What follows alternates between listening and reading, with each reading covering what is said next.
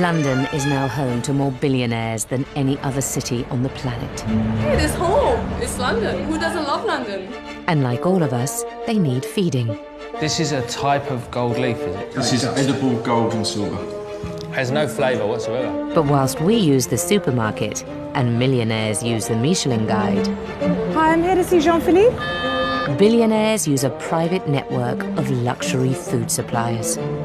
We provide the most expensive coffee in the world. It's £300 per cup, and it's worth it. Because when money is no object, I think we're going to probably charge about £100,000 a kilo. all that the super rich desire is exclusivity. Billionaires want what no one else can have. We have shorter attention spans and we want to move on to the next thing. To succeed, Britain's top food producers must innovate like never before. This little frog basically is the future of food. I mean, I definitely have my salmon man who smokes his salmon and he plays live jazz music to it. And it makes the salmon taste better. I think it does.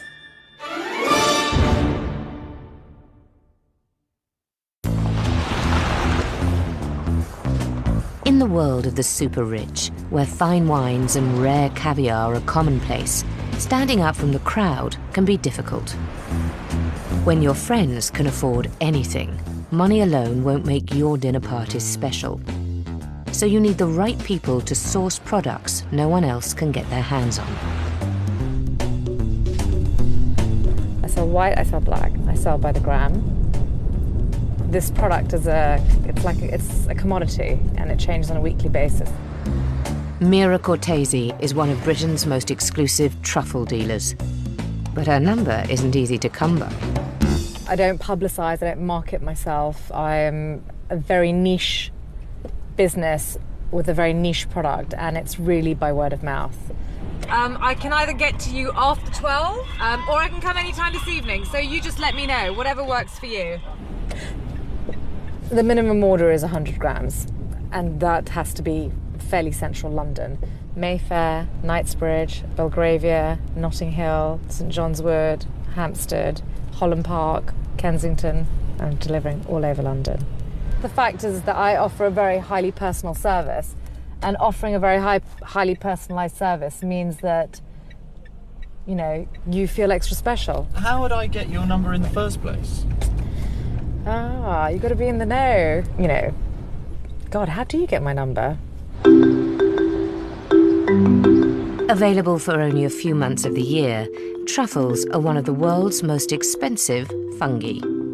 It's a real kind of mushroomy, kind of garlicky smell.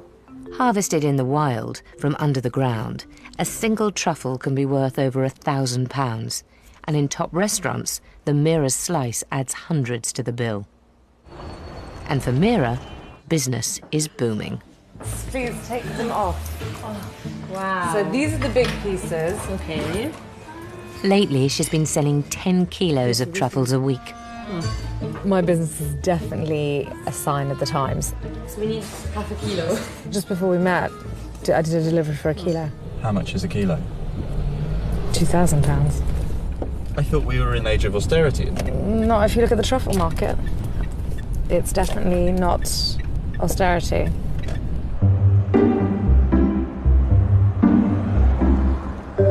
If Mira sources the finest truffles, then Tom Harrow is her equivalent in wine.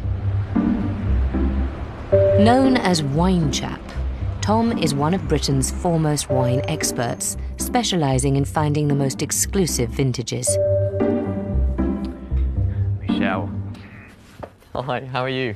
Nice to see you. Nice to see you. Very nice to see you. Thanks very much for seeing me today. As I think I mentioned, I've got this client who is very interested in a particular bottle of wine. I think it's a pretty special bottle, and you're one of the very few restaurants in the world that actually lists it. So it should be rather exciting. Actually, whilst I've got you in the chef's library, just behind you, one moment, I have something here that you might be interested in. Oh, the original wine list? One of the, yep, dating back to, I think it's 1969. Oh, that's awesome. But if you look at the prices... Look at that. Look at the Grand Echezot from Domaine Romanée-Conti for £46. Wow. I don't suppose you've got any bottles of that left over, and you haven't put another markup on, just maybe? Dream on. Oh, wow. That bottle would now cost £4,000, and Michel Roux's cellar is one of the best in the country. But in Tom's world, it's never about price, but about how difficult it is to obtain. And here we are, here are the bad boys, and there's our one. The Domaine Romani Conti 99, a snip at £12,433 a bottle. Now, that sounds really expensive, but I mean, I know you can pay more than that retail, yes, which is amazing, and chapeau, frankly. It's one thing to source expensive rare wines, it's another thing to seek the unobtainable, and that's really the level at which I operate and try, wherever possible, to succeed. Tom sources wine from across the world. Hey. Hey, Tom. Hi, guys. How are you? Very well. Often only buying single bottles that nobody else even knows about. So this is the famous Sake 19. About 600 That's 600 pounds a bottle, yes, right? yes. Okay. Brilliant. Thank you. Cheers, guys. Thanks. London has become a playground for the wealthy, and they are quite demanding, unquestionably. They're used to getting their own way and getting what they want. So what do you get for people who can have everything, whatever they can't have? London's wealthy elite want these experiences which, frankly, give them bragging rights at dinner parties. That's what I deliver. No, you can't freeze them. Oh, no.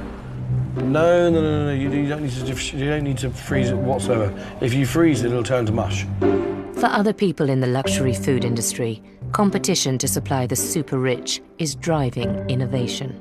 So, I would hate you to have this kind of like, shriveled mush on your plate, and you'd be pretty annoyed as well. Ken Benning works in the increasingly crowded world of caviar. We're ready. The days of Russian Iran are gone. The Germans produce very good caviar, the Americans produce very good caviar, the Chinese produce fantastic caviar. China, caviar. People think, China, caviar, how can the Chinese produce it? It must be fake, it must be synthetic. But it's not, it's very good caviar. As more and more people farm caviar and as more and more farms get up to speed, the price of caviar is coming down. To keep his label exclusive, Ken has had to innovate. 2 years ago, he set up Britain's first caviar farm. Look at that, that's a bloody big haul. That is a very, very good Rosac. We're the only ones who are British. We knew that some chefs would buy British, and it went down very, very well. Yeah, fresh caviar. Half an hour ago, that fish was swimming. To stand out from his competition, Ken is constantly searching for something new. This month, he's launching a project which promises to turn the world of caviar on its head. Why are we looking at a frog? Because that little frog is the future of food. So that little frog has been at the forefront of cancer research, regeneration technology, cell regeneration, stem cell technology, and the results and what this stuff does is phenomenal. Ken has discovered that the African clawed frog has miraculous medicinal properties. He plans to infuse an extract from the frog's spawn into his caviar to create a new elixir of youth, Caviar XL. When I first heard about it, I thought to myself, is this a joke? I got very excited about it, but something inside me said, actually, there's probably something here. Caviar XL is sturgeon caviar, real sturgeon caviar, infused with an extract of the Xenopus labius frog. I think we're going to probably charge about £100,000 a kilo. Over the next 3 weeks, as London's elite indulge in the holiday season, these 3 suppliers will have their busiest period of the year, one which could make or break their businesses. There's no safety net. What you see is what you get. And, if we screw up, we go bust.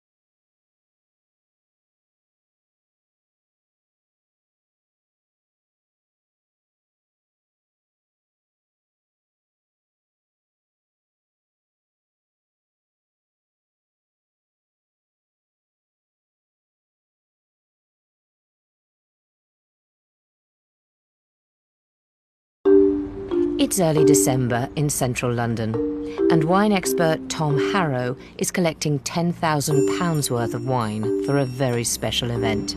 Well, we're off to Timothy Everest's Taylor's in the heart of Spitalfields. We're going to be working on 2 or 3 floors in the building, and in each floor we'll have a different mannequin with a different outfit that represents one of the key Bond characters in a key Bond film, which corresponds with one of the drinks that we'll be pairing up with that. This weekend, Tom is hosting 4 millionaires on a British-themed wine day. Tim, I'm very well indeed. Their final destination will be the studio of Tim Everest, a tailor who has designed some of James Bond's most recent outfits. So have a look in here, Tom. I've just started to think we could do a sort of Sean Connery, Roger Moore kind of thing here. So I was going to do a little vignette as we've done before. Yep. So I think this could be Champagne Central. I love it, I love it. At £4,000 per person, this day out will be much more than simply wine tasting. This Sunday, we're going to pack as much wine, gastronomy-based fun into a morning and afternoon as we can. We're starting off at Coates and Seeley down in Hampshire, who are an amazing English sparkling wine producer. We're then doing some truffle hunting nearby with some friends of mine, which will be lots of fun, and then we're going to scoot back up to London to do a drink like Bond tasting, drinking all the most amazing wines that James Bond drinks. This room could be quite nice. We'll take the rail out, and again, we'll lay it out as if we were cutting. The thing which will make this day different is quite simply that no one else has ever done it before, no one else could do it, and we've put together something which, quite frankly, no one else has the access to do. Achieving the impossible is a common goal for many people supplying the super rich, and Ken Benning thinks he might have just done it. His Caviar XL, infused with frog spawn extract, could have life-enhancing properties, but his colleagues are sceptical, including his wife, Jemima. In my mind, I don't know, having done science and whatever, you feel you need a certain element of proof, you know, and all the things. Do you want me to show you proof? No, I know, but you need to actually see it. No, I can show you proof. We can bring it around the screen now, and I'll show you basically this little XL93, as I like to call it. I've named it XL93. They've tested this, they've fed it to mice, and the mouse has lived 1.7 times longer than the mouse that wasn't fed it. The only reason why you die is because basically your brain dies. You get old, your body starts regenerating. And what we're trying to do is introduce products which help your body to continue regenerating. But we're going to launch it in a caviar product at the top of the market. Think about food that basically goes into you, does stuff for you, and then goes out of you. Not chemicals at all. Regeneration, reorganization, and reanimation. Do you remember when Kenneth first told you about this? The horny toad, as I like to call it. It was only a few weeks ago, wasn't it? It was a couple of weeks ago when the guy had come through from the States. So yeah, and it just seems to have spiraled into a whole new event in Ken's world. Is this strictly Ken's world then? I think it's mainly a Ken project at the moment, yeah. 10 years ago, Ken's business happily sold normal caviar. But as it's become cheaper, the super rich now require something more exclusive. Caviar alone is no longer posh enough. We have to grow. If we sit still, you know, I mean, every day there's someone else online trying to sell caviar and trying to undercut us, and, you know, or they're trying to sell to our customers, and, you know, it's a dog-eat-dog world. If we get this right, yeah, you can make money out of it, sure, but it's not actually about the money. It's about having something that no one else has and providing it to our kind of customers, because that's what they like as well. They want to have something that no one else has. There's only a certain amount of restaurants you go to, there's only a certain amount of times you can rent that yacht, but after a while, you know, these people, they want the next thing, and they're willing to pay for it. Hello. The desire for exclusivity is never more apparent than in the world of white truffles. I have 1.5 kilos of white and 1 kilo of black. But like caviar, oysters, and other favourites of the wealthy, this truffle has a humble history. The irony is truffles started off as a peasant food. It was the food the poor ate in Italy. And today it's become one of the most sought after food items in the world. This is kind of worth, 100 quid and £100. What do we find valuable? What is it that we value as a society? Is it really about the delicacy? Is it really about the fact that this is only available 2 months a year and that you're really passionate about it, which actually for some people it is? Or is it really about it's so expensive and it's kind of feels almost like it's unattainable, so you must at all costs attain it? Like many elite food, Mira's truffles have become a pawn in the game of dinner party one-upmanship. There is definitely a very strong element of the status factor of truffles. You're making a statement, especially if you're doing it amongst a group of people. Keeping up with the Joneses is a mentality that's existed for a long time, but you just see it a lot more when people become more wrapped up with the more money they have. I'm doing my juice cleanse right now because I just got back from a holiday. Marissa Hermer is an American expat living in London. Her husband owns a string of restaurants and bars, including Prince Harry's favourite nightclub, Bougie's. I like sharing really nice food and nice wine with friends. You sort of want to pull out all the stops, and the best way to do that is with luxurious food. Her extravagant dinner parties have featured in Tatler and are legendary in the Mayfair social scene. So there is a certain level that I need to attain to when I'm a hostess. It's a pleasure to do that. Hi. Hi, Marissa. Hi. With a reputation to uphold, she's obtained Mira's number and wants to talk truffles. Wow, what a beautiful home. Wow. I'm really excited. You come very well. You're famous, or rather, your reputation precedes you. Really? I've booked in a lot of truffle dinners, so I need you. Were you going to do all 3 courses with truffles? So I like doing like a truffle starter, a truffle entree, and a truffle pudding. This is my pasta. So this is what we do for truffles. And if you've got the Italian chef coming, you can get him to make fresh tagliolini. That's what I want him to do. Fabulous. The question for you is, in terms of the truffles that you want me to find for you, do you want big? Do you want small? Are you going to serve them at the table? Are you going to have the chef shave them? Because we've got a few truffle hunters that we work with, and we'll pick the best ones for you. So that is kind of important for me to know. Size always matters a little bit. I want big ones. So let's get big. And big ones aren't cheap. I can't tell you today how much the price is going to be because the truffle prices change on a weekly basis. It's like a commodity and depends. Like gold. Last year the price varied between £2,000 to £3,000 a kilo.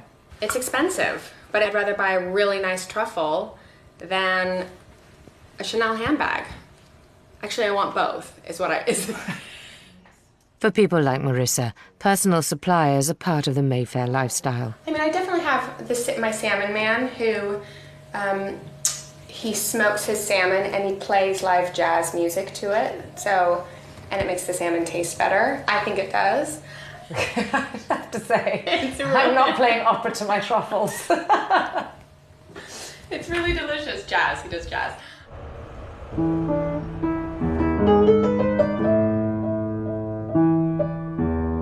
Marissa's salmon smoker is Ulla Hansen. He works out of a tiny basement in North London.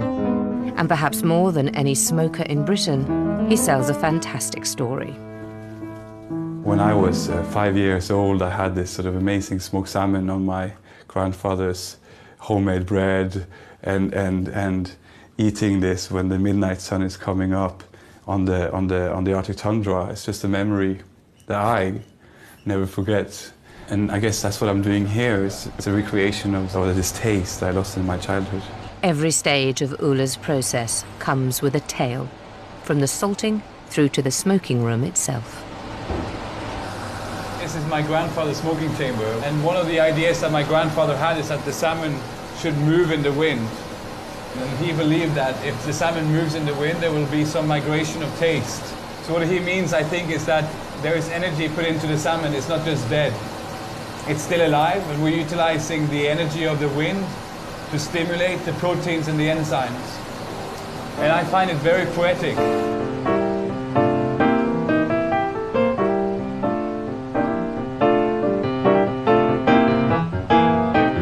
What is art? Is it painting a painting, or is it the art of biking? Is it the art of learning how to fix a motorcycle? The art of smoking salmon, is very much just a perpetual study week after week. Ulla has even separated a man's cut of salmon from a woman's. So the men tend to be more rough and strong and liking the salty and the strong flavors, while women are more, well, what can I say, super sensitive and they love delicacy and women are great. But at least we have a way of describing not just a pack of salmon, but more. We definitely live in a world where the myths and the stories and the old wives' tales are a key part of the appeal factor. It is, it's all part of the chit-chat, dinner banter.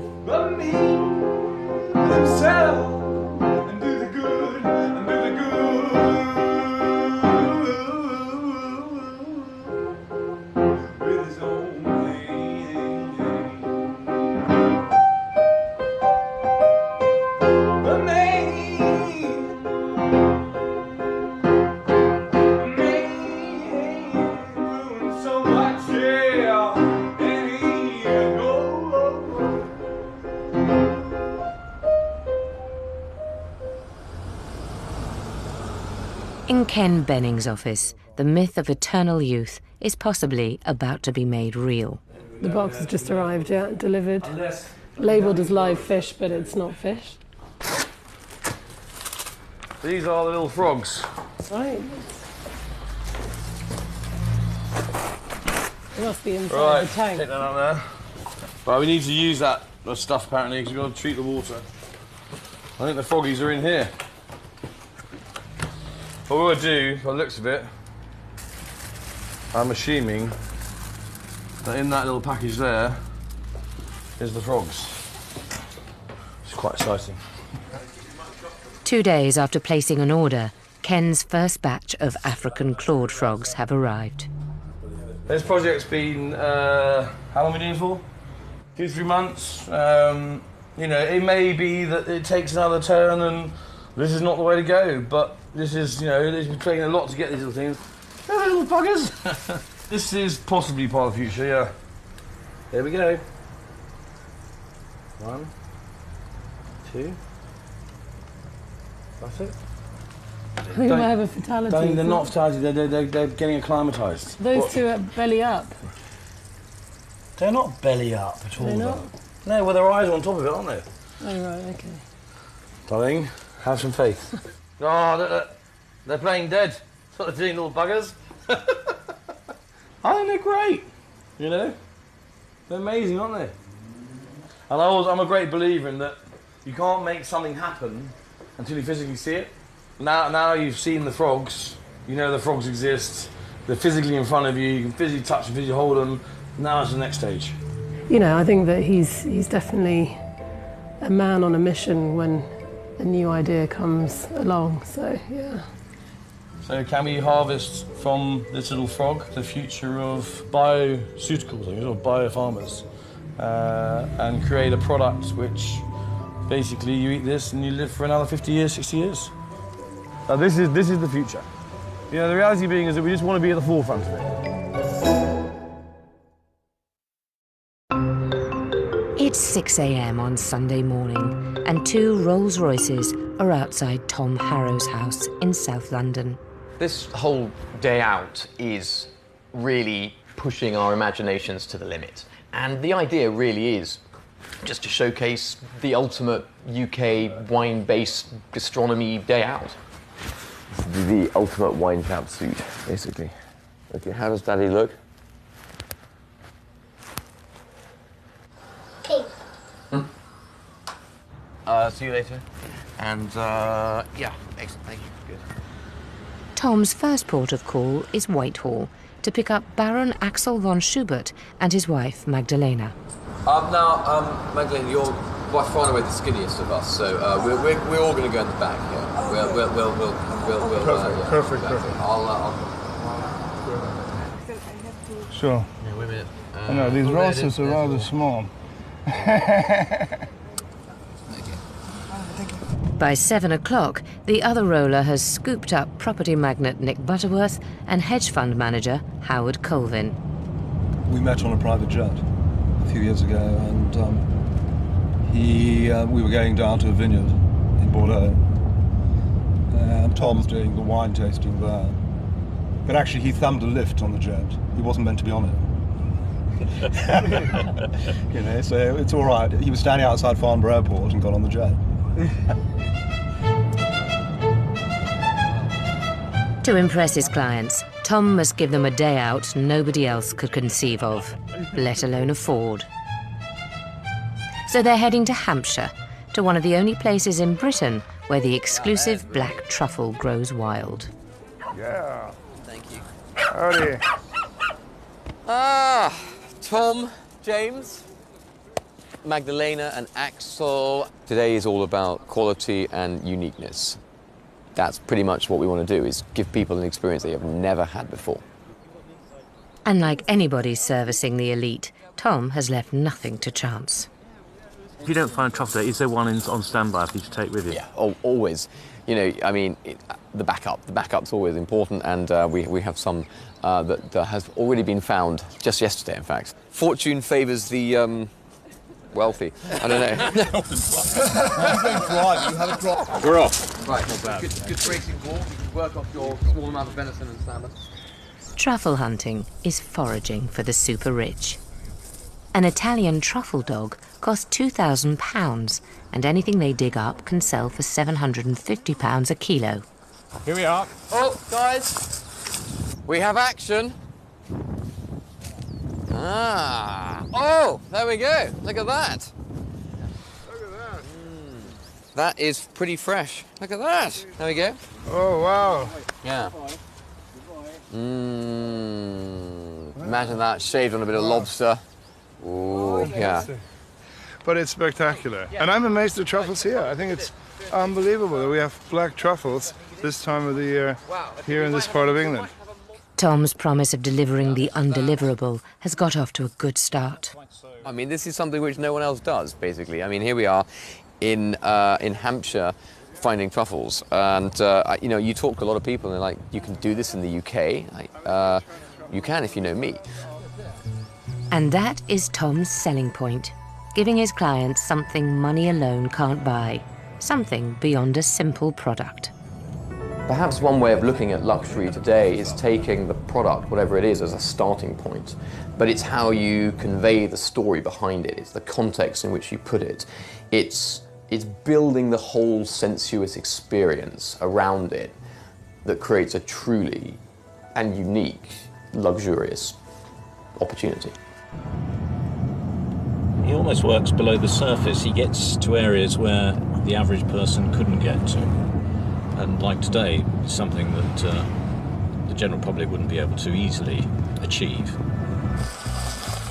By 11 a.m, the rollers are crunching down the driveway of Exton Park for a tasting of Britain's newest sparkling wine with winemakers Coates and Seeley, 3 weeks before anybody else has had a sip.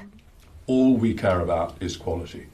We're not looking to be big. We're not looking to make millions of bottles. There's a vintage of this coming out later this year, which I think is really going to be sensational.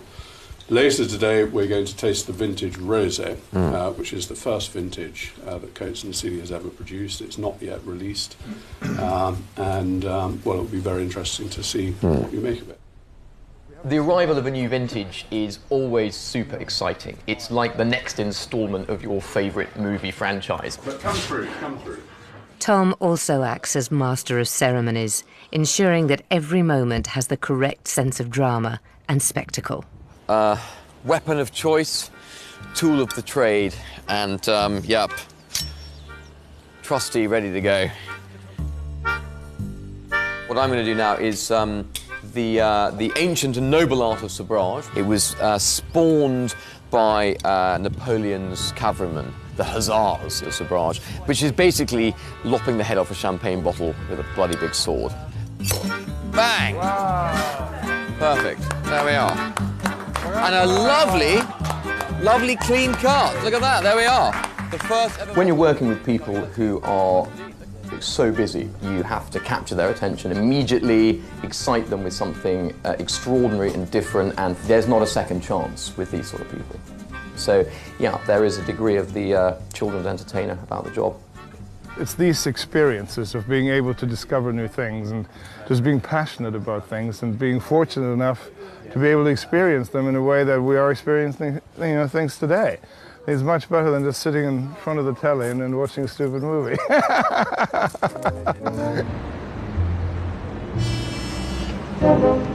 For all businesses serving the super rich, getting hold of what they want is half the battle. Oh, are you going? Are you going? Oh. And when your product is as rare as white truffles, there's little love lost between competing suppliers. Hi, Mira, it's Linda at the River Cafe. Hey Linda, how you doing? Yeah, good, how are you? Marvellous, thank you. In London, there are probably a handful of truffle dealers. It's very competitive, very cutthroat, and it needs to be because it's a season that lasts 3 months, October to December, and it's over. So you drop the ball, you lose a client. Just like in Tom Harrow's wine business, when things are this competitive, it's all about who you know. And in this, Mira trumps them all. The context I have for truffles is unique. My father-in-law is from Umbria and Tuscany. Truffles being very prominent in the region meant that he had the contacts to buy truffles. So from day one of meeting my husband, whenever we went to Umbria, there was always truffles on the menu for lunch and for dinner. Mira's married into an old Italian truffling family, and every November she pays the in-laws a timely visit.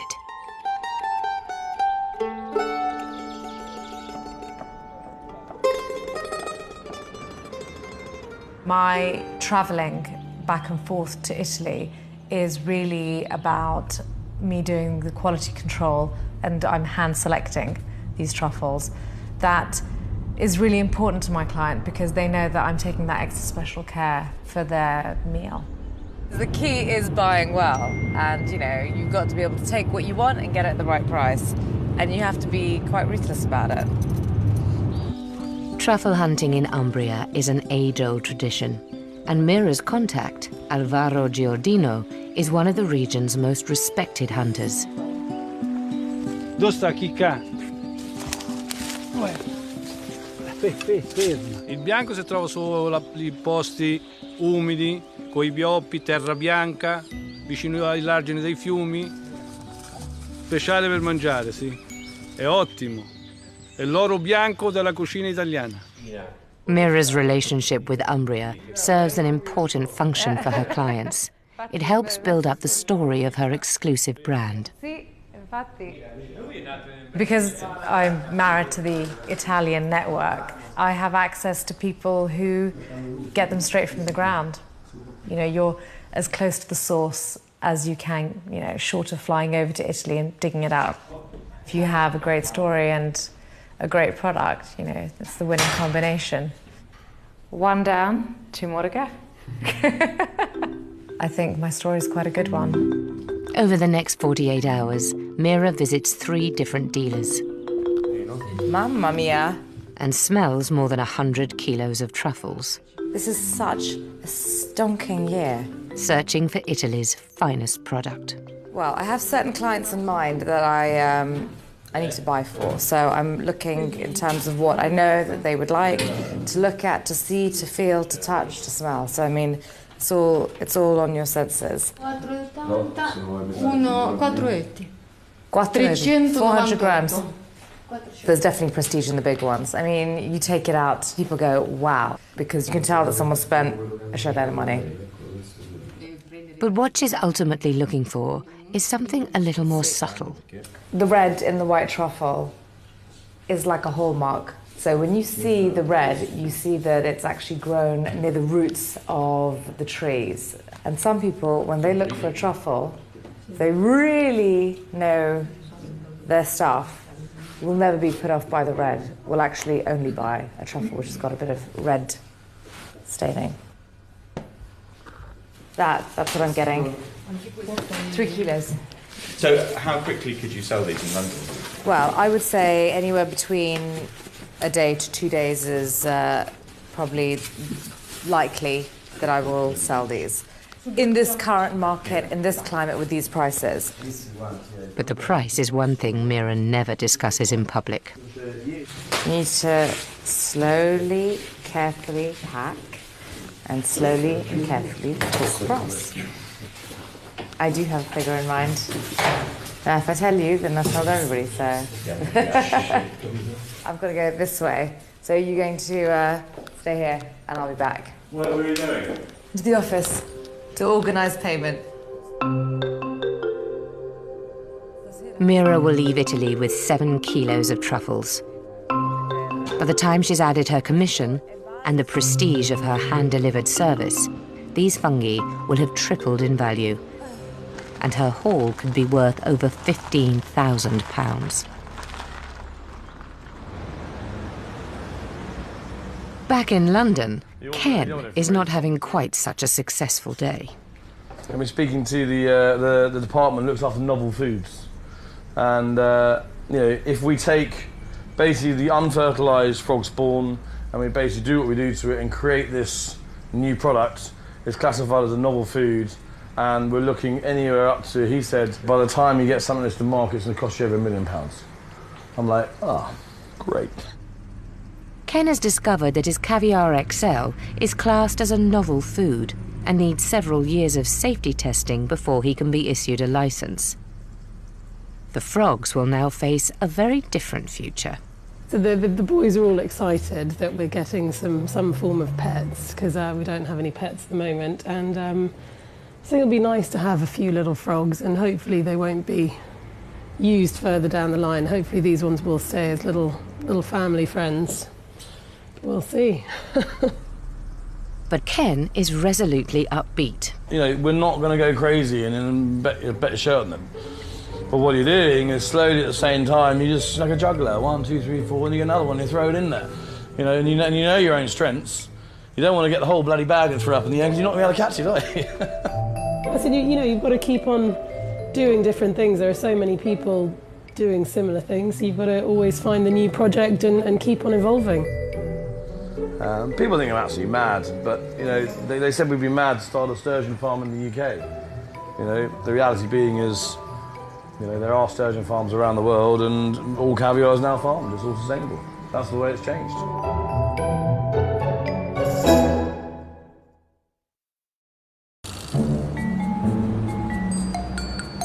The holiday season in London is in full swing.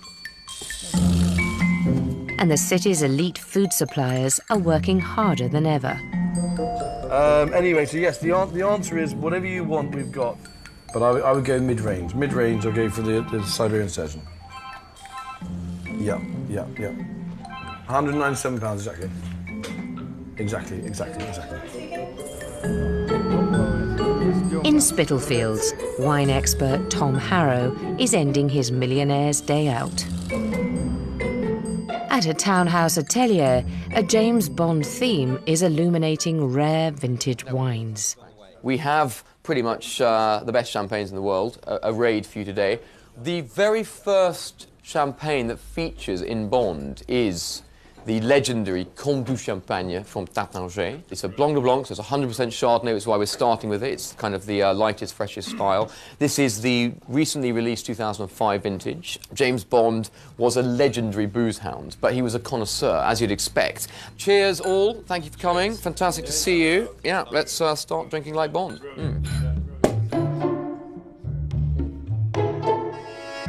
To you and Bond. To me and Bond, yeah. All the champagne and wine has been paid for in advance by Tom's guests at eye-watering prices. And we're going up to A View to a Kill.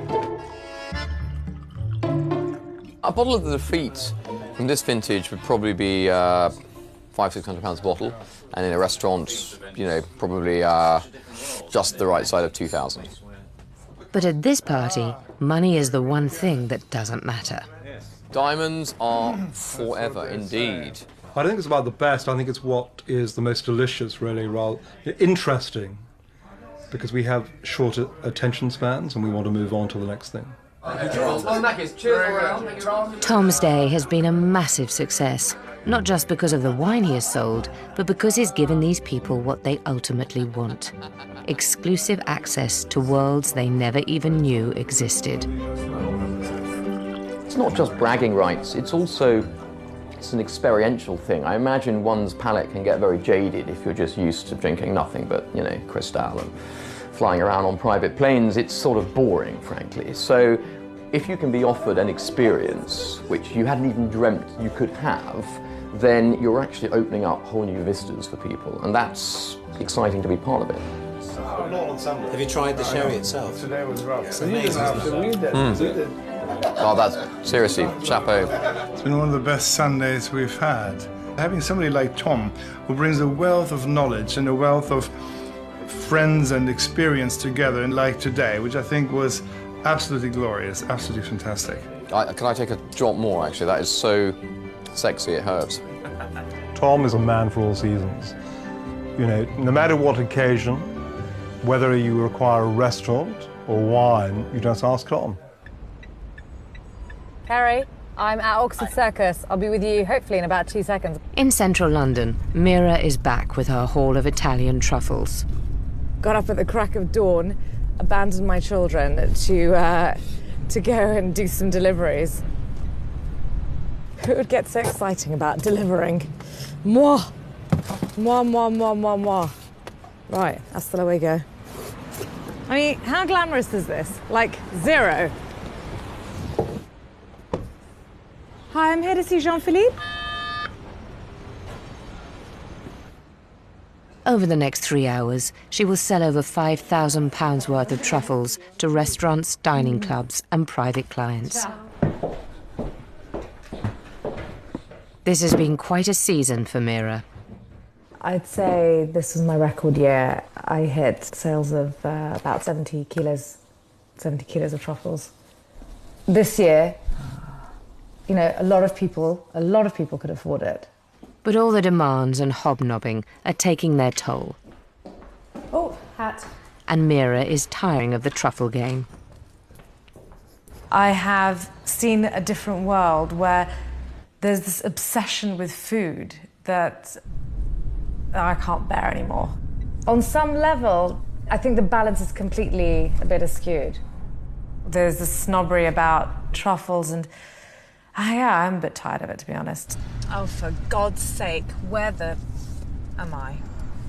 When I say to people I'm a truffle dealer, they go, wow, how glamorous. It's like, well, actually, is it glamorous being a delivery girl? Maybe some people say, no, you're more than a delivery girl, you know, you're the expert on truffles. I'm like, yes, but is it that big a deal? And I guess, to me, it's not that big a deal, you know, it's a mushroom. It's a fungus.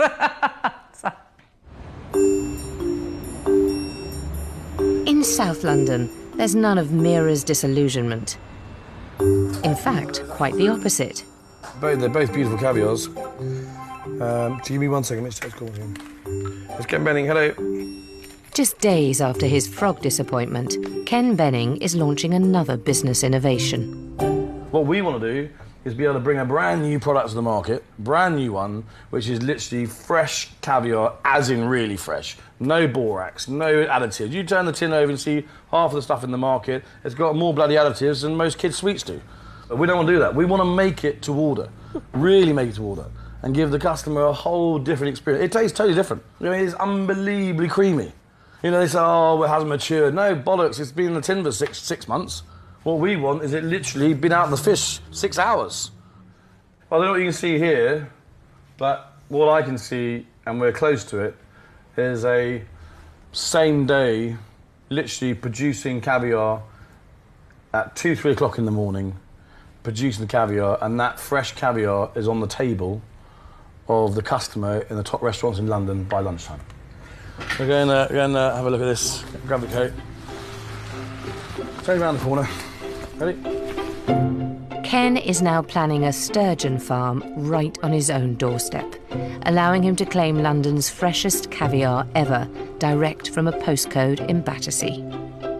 It doesn't look like much, but at the end of the day, you know, you've got to see this, you've got to see past the first bit. And basically what you're having here is literally London's first sturgeon farm. Do you know what? This is the future. This is literally, you know, I think that urban farming is where it's at.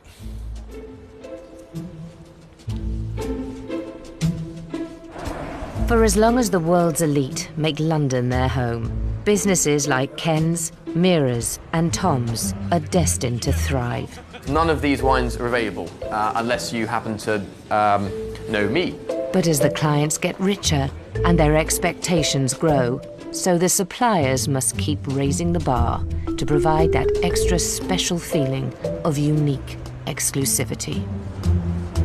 With this sort of clientele, imagination is the only barrier. One of the challenges, unquestionably, is when you've done a brilliant event, what do you do next? How do you top that? It's really just coming up with the next craziest, coolest, most exciting, unusual, rarefied experience we can.